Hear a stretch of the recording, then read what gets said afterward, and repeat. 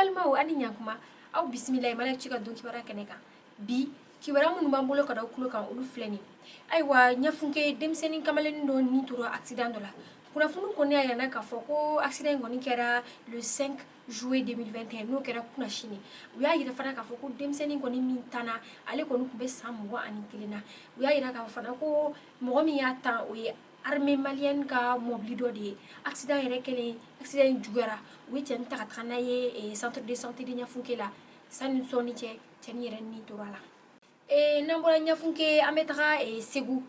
aywa kunu jouer kalo kle woro san bafla ani mon kele segu université mbeno o école donc oni grève do boloda we grève ko boloda pour 72 heures no e 3 jours wa ira ka foko grève ko ni nyeshini te do ma kwa nyeshini no ga inscription réouverture ma wa ira fana ka foko sira mi ko ni betaka école so la ko sira kan adla o kan abitume mi fana e sonorisation e classe kono ko lu be fana kan yelema ko antang olu ma yelema grève ko ni be takanye fe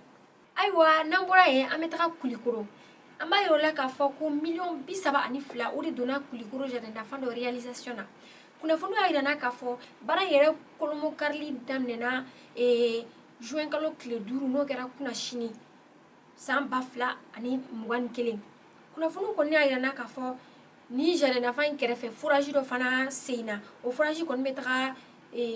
million wolonvla ani donina ni bara ni beke sababu ye ka kulikoro deme jiko ta sirafe ani kalanko yere ta sirafe nambora enno amena suku konnana aywa seli koni surunyana seli sutene mi fleni sagaw koni dayelena awulla ga se saga sanaw ma ni saga felaw ulu koni ayira na ka fo saga yere kilometer ga fo wa mugani kola sano a saga felaw koni ayira ka fo ko ni gele koni sababu te dowere ko ye en situation d'insécurité conséquence de ko le gama ko saga dabe ka gelea sabula saga be tayoro na saga daga gele no ka saga yere transporter kana saga daga gele a dutu koni ayira ka fo ko lu koni tina se ka saga san parce que saga daga gele do fana ayira ka fo ko ni ayru be saga san wato fu sili veila pour que ka se ka saga san sabula saga daga gele ko santo la saga yere be ta watan woro watan duru mengina ta yere be ka ta fo wa bisaba wa mwa aniko aywa ambalmaw kuna fani mbambulo ka dawmo o kunye niye au kambe wakati were